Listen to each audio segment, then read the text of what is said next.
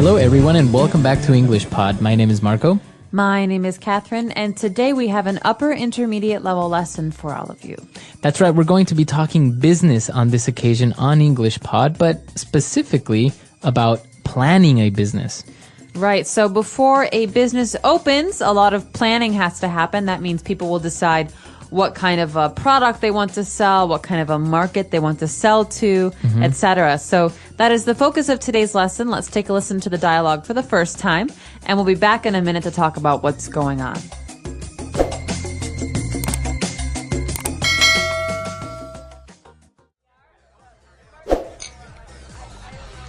I've had it. I'm done working for a company that is taking me nowhere. So what are you gonna do? Just quit? That's exactly what I'm going to do. I've decided to create my own company. I'm going to write up a business plan, get some investors, and start working for myself. Have you ever written up a business plan before? Well, no. It can't be that hard. I mean, all you have to do is explain your business, how are you going to do things, and that's it, right? You couldn't be more wrong. A well-written business plan will include an executive summary which highlights the idea of the business in 2 pages or less. Then you need to describe your company with information such as what type of legal structure it has, history, etc. Well, that seems easy enough. Wait, there's more.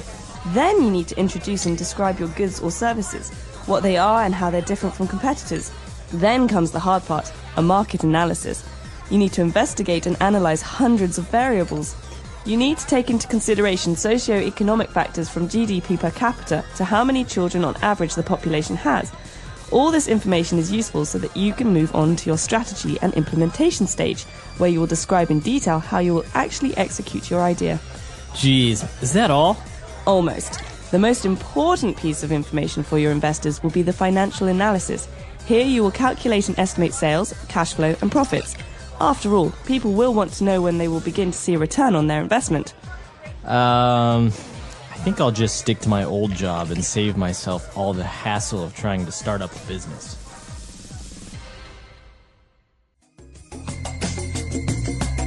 All right, we're back. So the guy wanted to open up a business, but his friend explained that it's not so easy and gave a lot of interesting words and phrases there.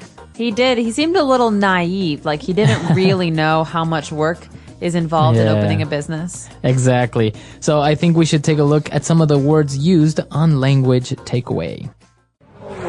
Language takeaway.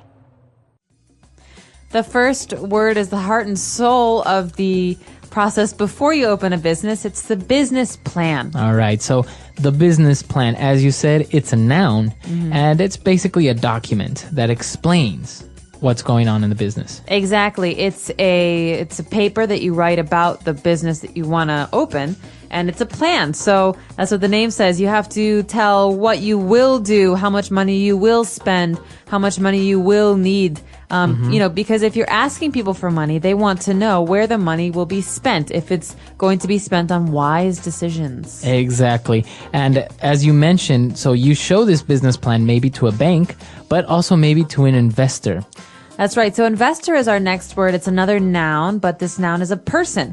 A person is an investor if he or she gives money to someone else and expects more money to come back. Right. So a person that's starting out a business maybe has enough money himself to open up a business, but sometimes you need extra money, so you look for investors, people who are interested in giving you money. For example, I have a cupcake company. I want to sell cupcakes to people, and I need $1,000. So Marco, do you want to be an investor? Do you want to invest some money? Yes, for sure. A cupcake company. That sounds great. I know, but what happens if I don't sell cupcakes? That's the problem for you, because you have made a risky investment. That's right. So that's what happens with investors. But now if you want to attract the attention of your investors with your business plan, I think part of the most important aspects of this plan is the executive summary.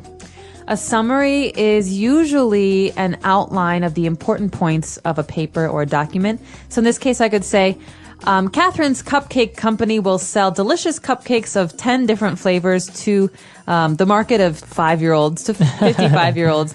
People will love them. She has a great secret recipe, and she plans to triple her investments by next year. Right. That's exactly it.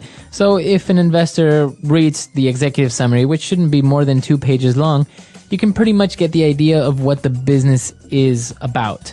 So if you want more details, you have to read the rest of the business plan, but mainly with the executive summary, you can more or less know what it's all about. Exactly. So a summary, like I said, is something that should be short and it should give you all of the most important information about something. Exactly.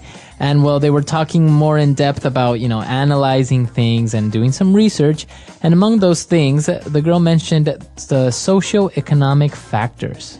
Okay, when I said we're going to sell cupcakes for my company to people between the ages of 5 and 55, we need to analyze, we need to look at their socioeconomic factors. Socio comes from the word social. It means where in society they are. They're upper class, middle class, or lower class. Economic means how much money do they make? Do they make $10,000 a year or $100,000 a year? And so the kind of people we want to sell my cupcakes to will change according to their socioeconomic factors. That's right. So as you mentioned, socio comes from the word social or from society. So you're analyzing these factors from society. And part of these factors is the GDP per capita. So we have two different words there, an acronym, GDP. GDP, gross domestic product. Okay. That might seem confusing because gross means different things at different times. But in this case, domestic means our country. So within a country, all of the products added up together. Right. And gross is basically that. Just all the products added up together without taking into consideration any other things. So the GDP is basically all the goods and services produced in a country within a given time. And what about per capita, though? So per capita comes from Latin. Per means for or each, and capita is a head. So this is per person. Okay. So GDP per capita means how many goods and services are made divided by the number of people in that place. Exactly. So you probably have these indicators in your country or your own language as well. But that's basically it. And the acronym is gross domestic product. And just to explain a little bit, if you see this in Wikipedia or in an encyclopedia, normally a very low GDP per capita is $500 American dollars, and a high one would be 35,000. 35, yeah. And that's usually per year, right? Because that's usually how it's taken into consideration. The time is a year. All right. So those are the words that we have for you on Language Takeaway. Now, why don't we move on to a couple of different phrases on Fluency Builder? Fluency Builder. Okay, so this important first phrase, Marco, has to do with our last first phrase. We had a business plan. So what do? You write up a business plan. Right. And that's a common way of saying to write or to create, to work on a business plan, to write up.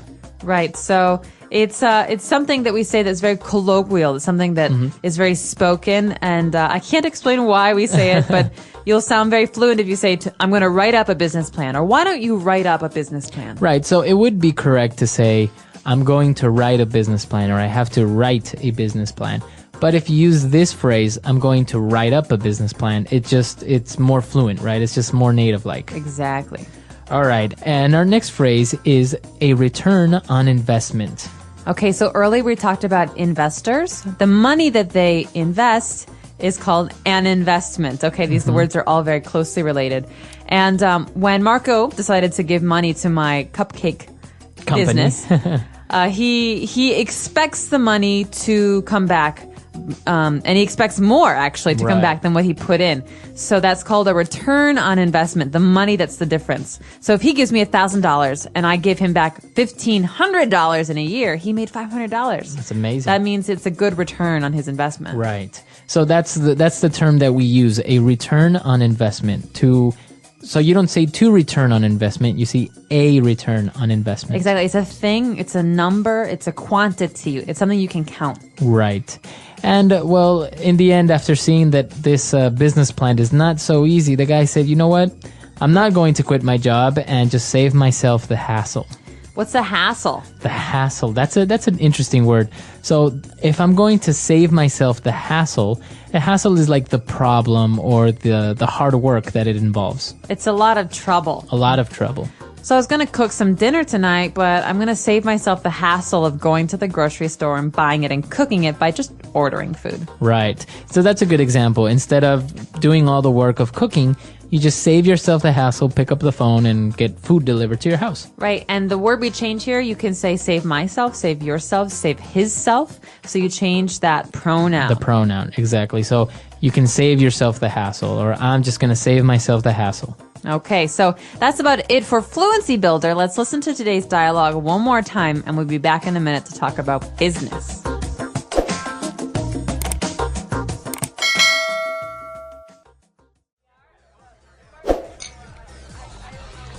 I've had it.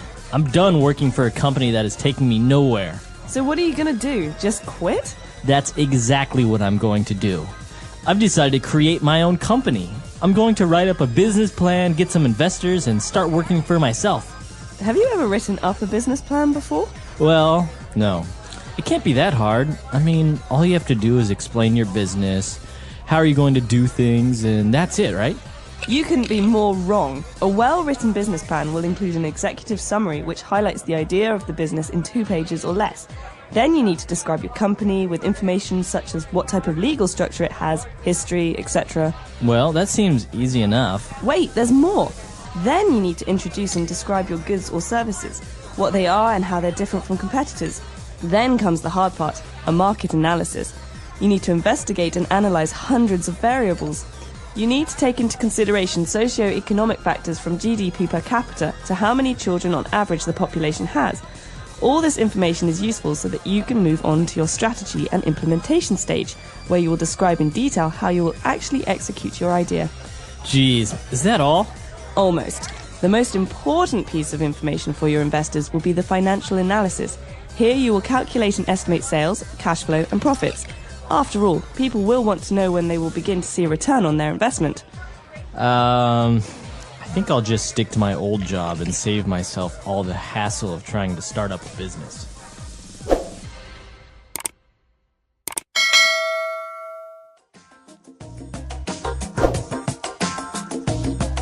So it was pretty interesting that he wanted to quit his job and just, set up a business. But actually, many people say that business plans are unnecessary. Really? Do these people have lots of money and they don't need investors, or? I think the problem is that there are many books out there that give you clear examples of companies, Fortune 500 companies, that started out without a business plan. So I think many people take this as a rule. A rule, like, well, they didn't need one, or it's not really necessary, or why should I write up a business plan? Well, I'm not an entrepreneur and I'm not a business person, but my feeling is that a business plan is as much for investors as it is for yourself. Mm-hmm. It helps you clarify your goals. It helps you explain your objectives to your future colleagues. And I think it's just a really good way to map out the first year of a business, because it tends to, a lot of businesses fail in that first year. So I think this is a really important step. Yeah, exactly. So it's very interesting. We've talked a little bit about business here, but we would like to know your ideas or your comments or any other suggestions that you have about this topic or any topic on EnglishPod. So why don't you send us a comment or a personal message? We are at EnglishPod.com, and we'll see you guys there. Bye, everyone. Bye.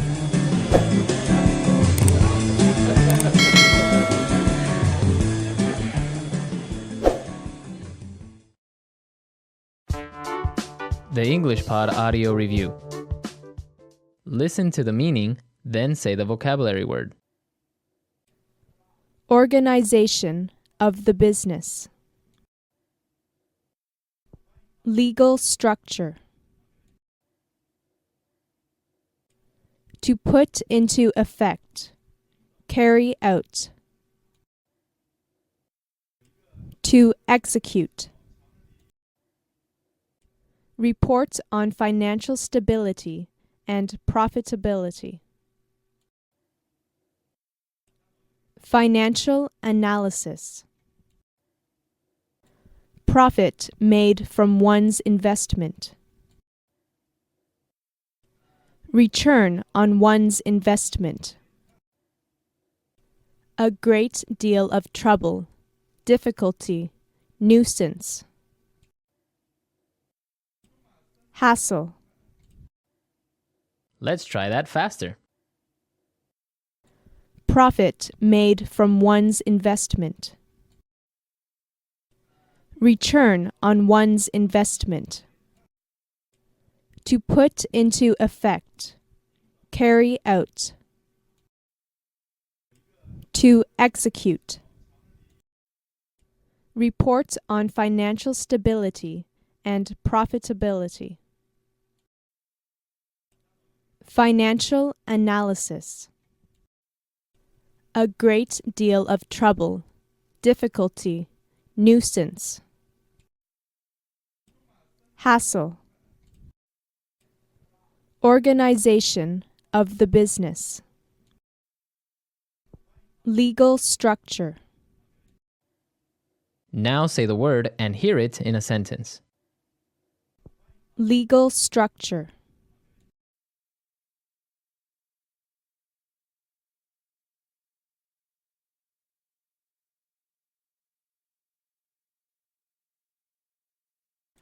The legal structure of a business includes proprietorship of the business, whether it be one person, a partnership, or a company. Legal structure.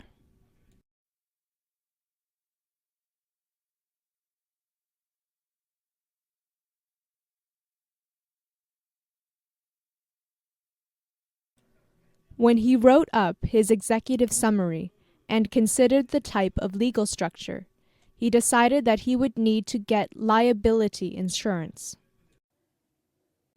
Legal structure.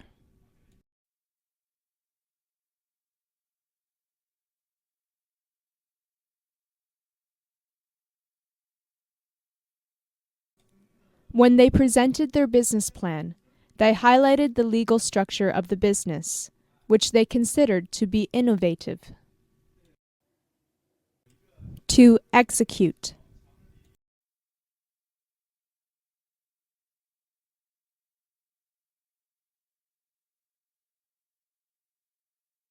Having looked over the business plan one more time, the partners agreed that it was time to execute their plan. To execute.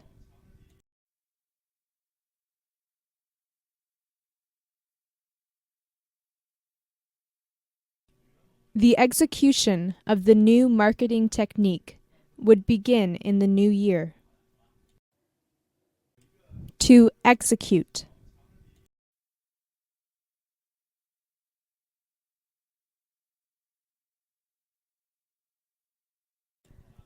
The captain of the ship decided that it was time to execute Plan B. Financial analysis.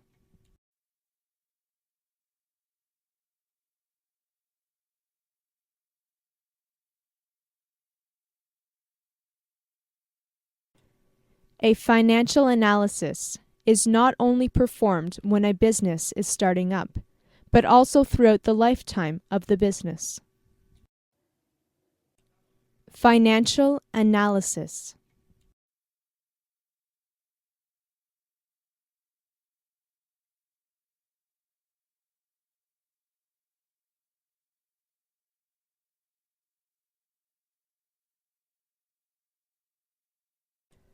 The management of a business will consult the financial analysis to make sure the business is making profits and all the finances are in place, as well as deciding where to spend money to improve the business. Financial analysis.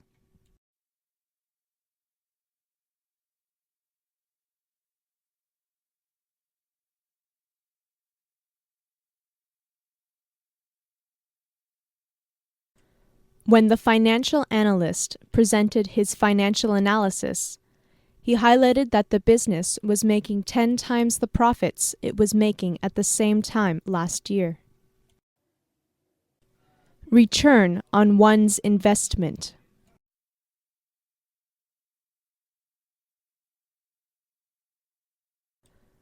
I got a huge return on my investment with that company.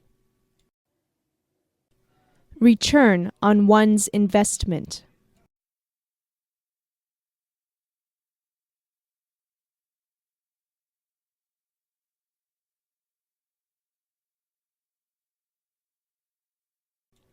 In my experience, investors are fickle and change loyalties very quickly, depending on how often and how much return is made on their investment. Return on one's investment.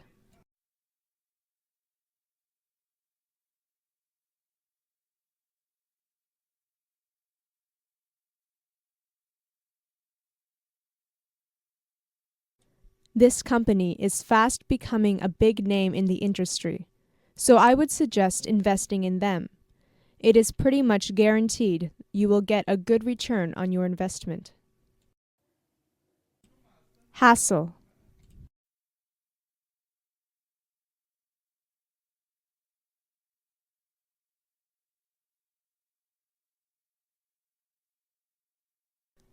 My boss wants me to take over my coworker's responsibilities on top of my own during her sick leave. It is going to be such a hassle. Hassle.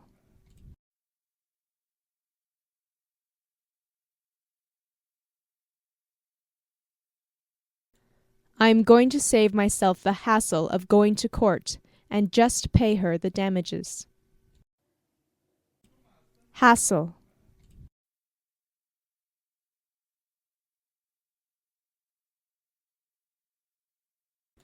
I hope taking care of my dogs while I'm away won't be too much of a hassle for you.